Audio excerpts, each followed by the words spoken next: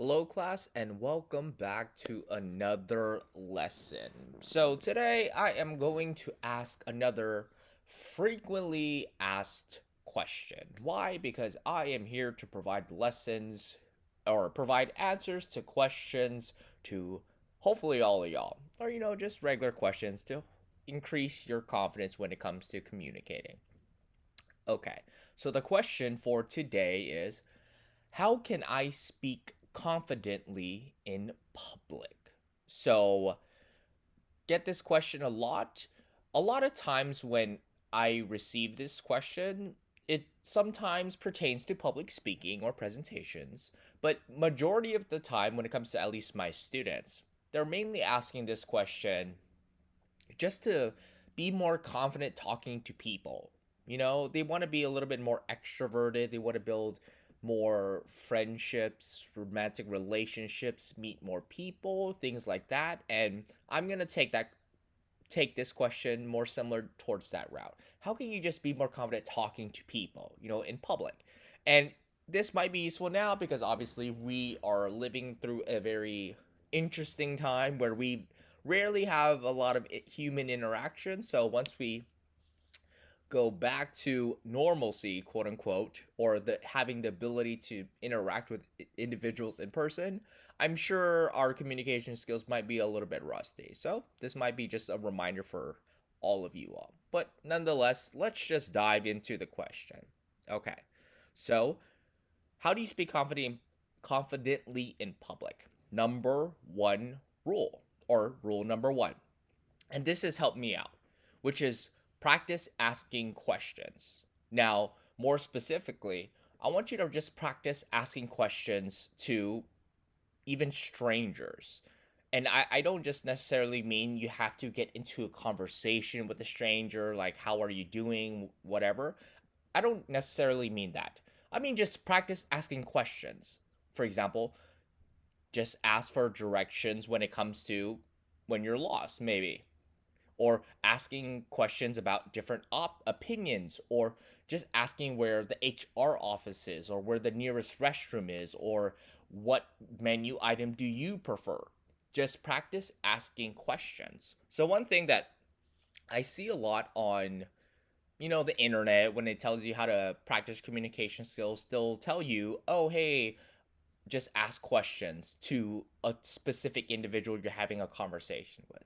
Well, the problem is that for a lot of people, they have the fear of interacting with strangers initially.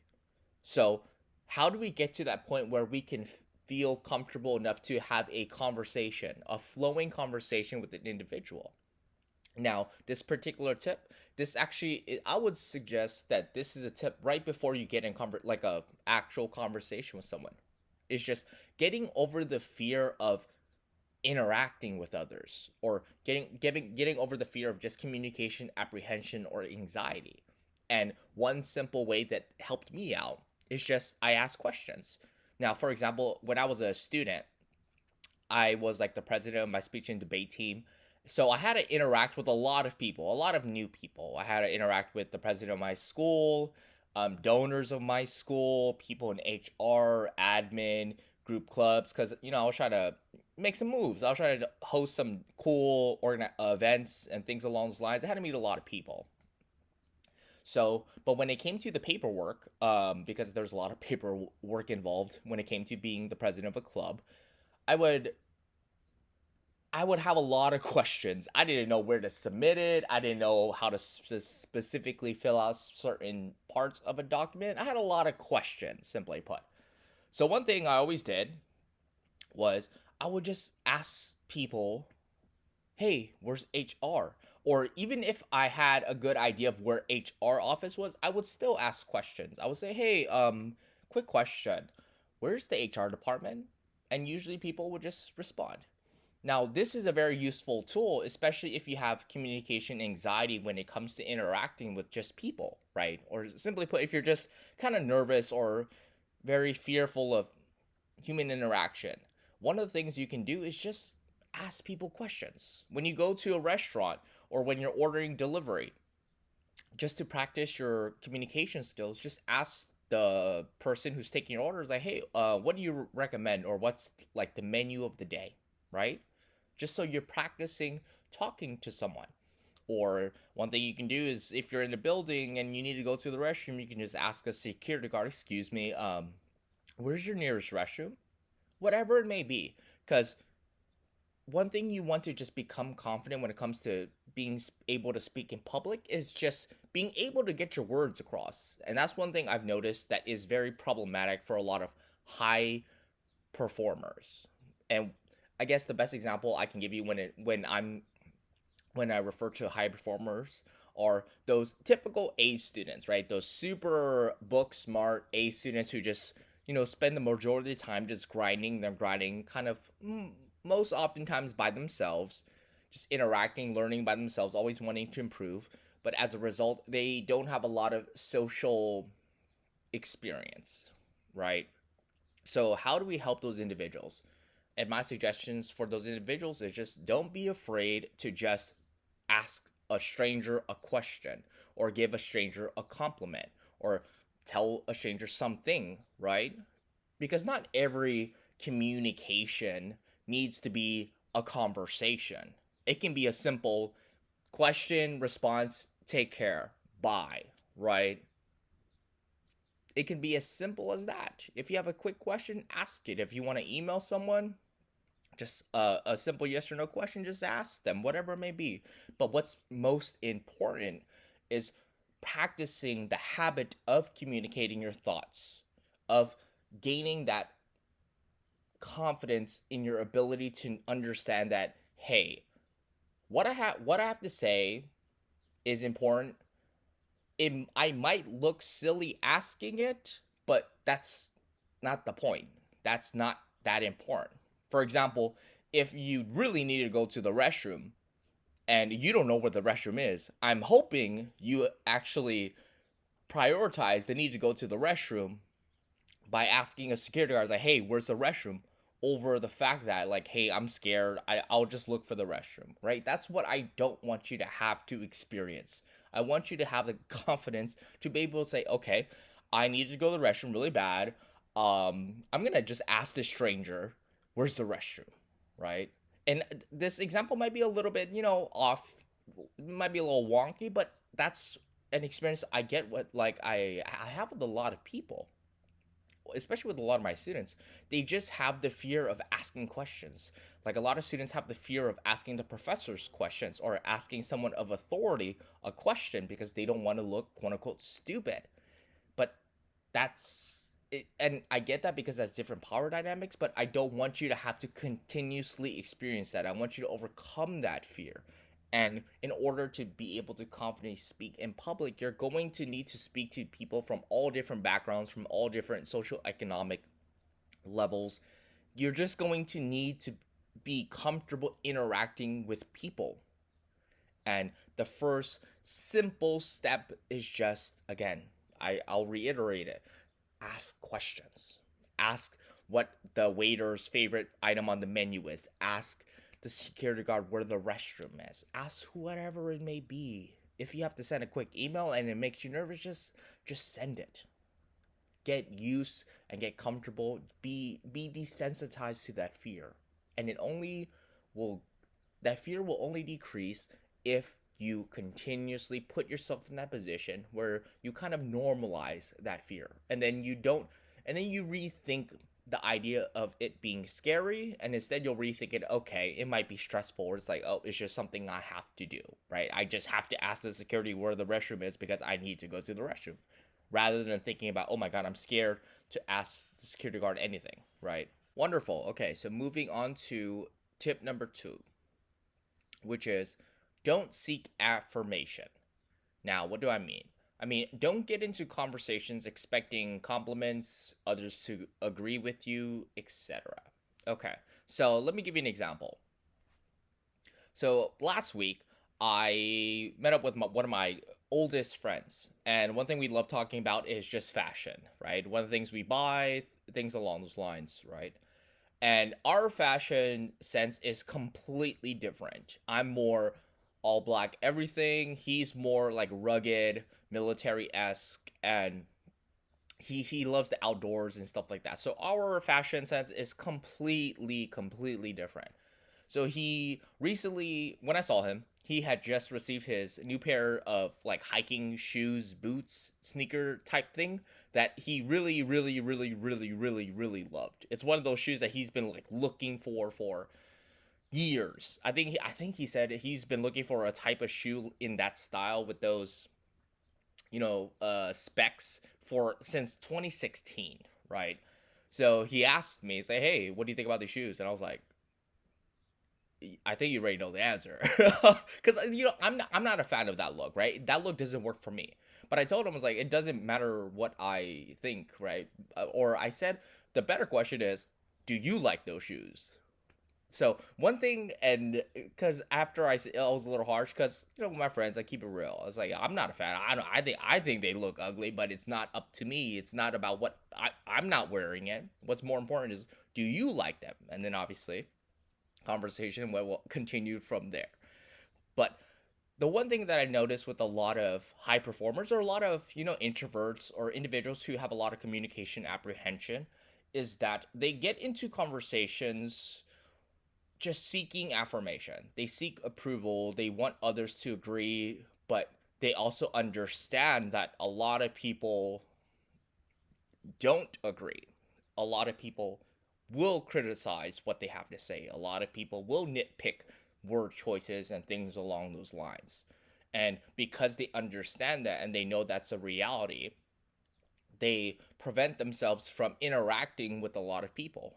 So rather than speaking up, raising their hand, and potentially giving a great response or great answer to a question in class or during a meeting, rather than just saying it in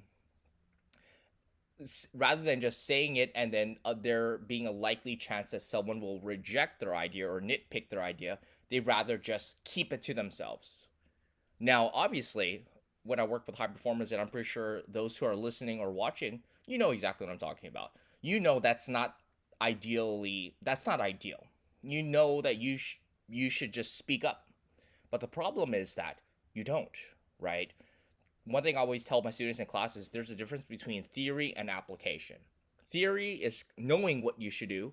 Application is actually doing it. Like the theory of how to get in shape. I would put money on the fact that 99% of everyone that's listening or watching knows how to get into shape, right? You might not know the specifics, but you know the grand idea. You know the theory of it, which is, eat healthy foods, non processed foods, eat fresh foods, and then have a nice balanced diet. And number two, work out, right? That's the theory of getting in shape, right? I'm not a doctor. So obviously I don't know the specifics. That's the theory of getting in shape. But now, why aren't more people in shape? It's because application is hard. Doing the work is hard.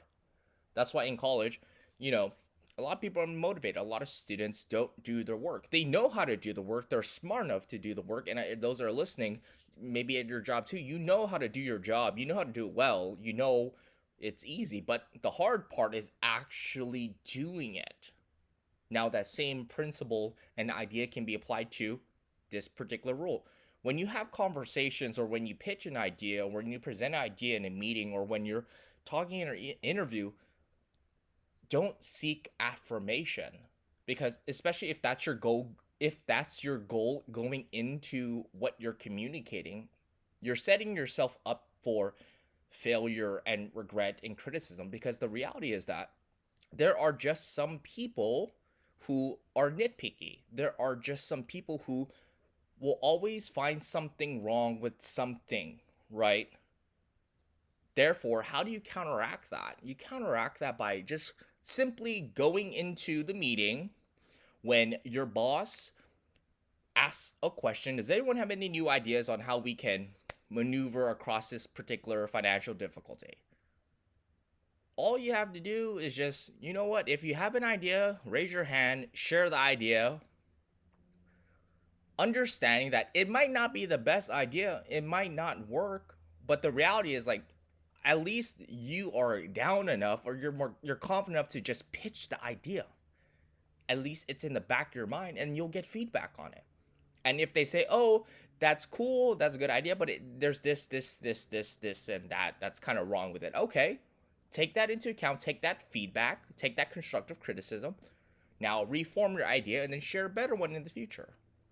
And that's what's important, especially when it comes to communicating your thoughts. Again, at meetings, with strangers, whomever it may be. This is one of the things that I notice with a lot of introverted high performers.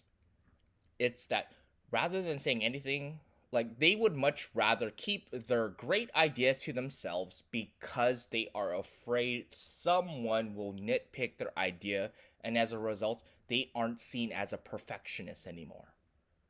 And that's the problem that I notice with a lot of perfectionists or a lot of, again, high performers who I compare to, those A students, the top of their class, who always wants to focus on doing a freaking stellar job. Is that they are afraid to put themselves in a position where they will be ridiculed. And that's why they much rather just protect themselves by not saying anything. But as a result, your great idea might be taken from you or might be pitched 2 years down the line, and then you might regret you not pitching that idea 2 years prior because you could have reaped those benefits. So a simple rule to just not be confident, simple in theory, difficult in application, is when you're saying something, when you're pitching an idea, don't get into that conversation seeking approval, seeking people to agree with you, seeking this idea that it is a great idea. It's an idea that you think is great, that you want to share. If people have a problem with it, okay, yeah, sure. Just let me know. What are some issues with my particular idea? And guess what you're going to do? You're going to improve your idea, and then you can repitch your idea. And then people will look at you as like, wow, you really, this is a damn good idea, right? It's so much better than what you've made. It's the progress you've made. And it's all about progress. When it comes to overcoming your fear of communication apprehension, it's all about progress. It's all about those little opportunities that you have throughout your day-to-day life where you can improve your skills. And in order to improve your skills, you need to just desensitize yourself to the fear.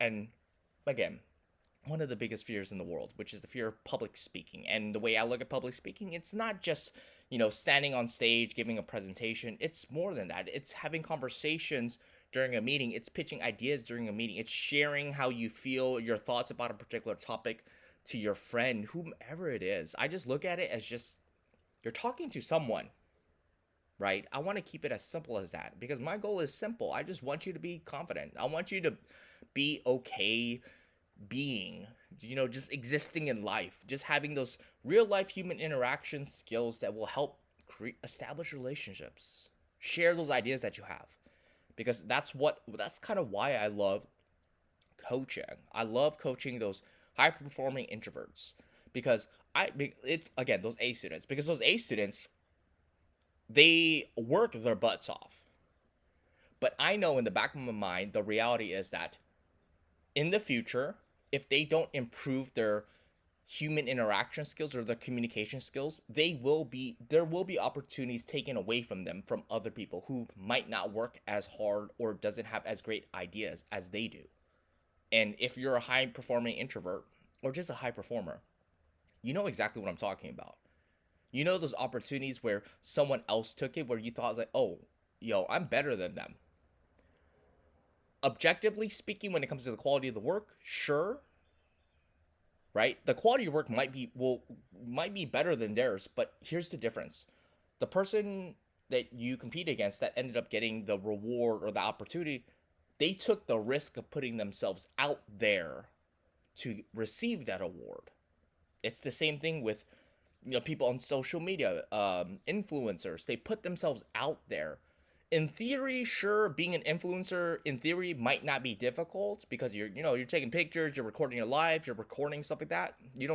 There's not much thought taken into place aside from the planning stages. But there's a reason why they reap a lot of benefits. It's because they're willing to put themselves out there. And it's the same thing with this particular lesson. You have to put yourself out there. you have to put yourself out there and allow opportunities to come your way, because if you don't, no one's going to know that you exist, which is disheartening because you have so many great qualities. So put yourself out there. If you get ridiculed, fine. That's okay. If it's constructive criticism, that's great, right? That means you will only get better from that. But you will get hate, you will get people who are nitpicking. But again, there's so many variables to people bad mouthing your idea. They might have a difficulty with their own personal lives. They might not know how to compliment. There's so many variables involved that you don't have control of. But what you do have control over is your ability to just communicate. Share ideas, share your thoughts, share your feelings, whatever it may be. Share what you have to say without seeking affirmation. You're not looking for approval. If you get it, great. Awesome. I feel good. But you're not putting yourself out there for that, right? You're not putting yourself in position where it's either approval or not. That becomes problematic. Okay. Now, I don't have much time left because I am busy. Okay, so last tip. Say less. Now, a lot of people feel pressure to talk a lot, where they have to expand ideas, tell a long story, etc. So, this is, again, I notice this issue a lot with high performers. When they get into a conversation, they'll ask a question, and then the person that they're speaking to might respond with a word or a sentence. And then you're like, oh, this conversation isn't going anywhere, so let me just ask another question. And then they respond with a word or two, and then you ask another question, and the conversation is just dry. And a lot of people need to understand it's that not every conversation or not every communication interaction needs to be elongated. You don't need to have a 10-minute conversation with this person who you work with just because you feel like it's the right thing to do. If the conversation isn't flowing, then maybe say less and wait for another opportunity where a thought or a conversation starter sparks. A lot of people feel pressure to just talk, to talk. And at times I feel like that too when it comes to lecturing, when it comes to podcasts and stuff like that. Sometimes I feel like, oh, maybe I'm not talking enough because these videos are short. But in reality, it's like, just say less. Because if you can be clear, concise, to the point, if you can deliver the answer in a few minutes rather than an hour, great. But now I've gotten to the habit of just talking to a camera and my laptop, and hopefully there are people listening, so that's fun. But in reality, when it comes to you, don't feel pressure to talk. If all you have to say is a question, or if all you have to say is a simple sentence that is a thought, cool, right? It depends on your intentions and your objective. If you want to get to know someone a little better, then of course, then you probably will, ask a lot of questions. But even then, you want to take into account how you should structure your sentences, or how much you should actually say. Do you need to ramble on and on about your favorite dog? Probably not, unless that person is interested in the dog. But you'll figure that out if they spark interest in you by asking a question themselves about said dog. But a simple rule is just say less. Don't feel pressure to keep the conversation going if the conversation isn't going anywhere.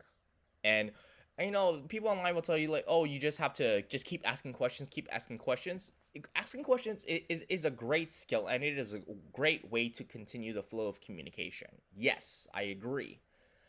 However, a practical application is, don't force it.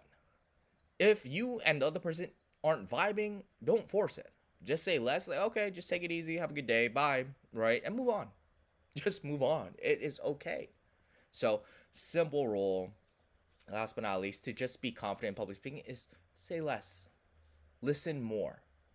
Because the thing with saying less is that it allows you to process what you're saying a lot more. There are some people who just kind of spew nonsense, right? Who just say whatever comes to their mind, which is okay, right? I have no issue with that. And also, it depends on the relationship that you have with that individual. If they feel comfortable just spewing whatever, then of course.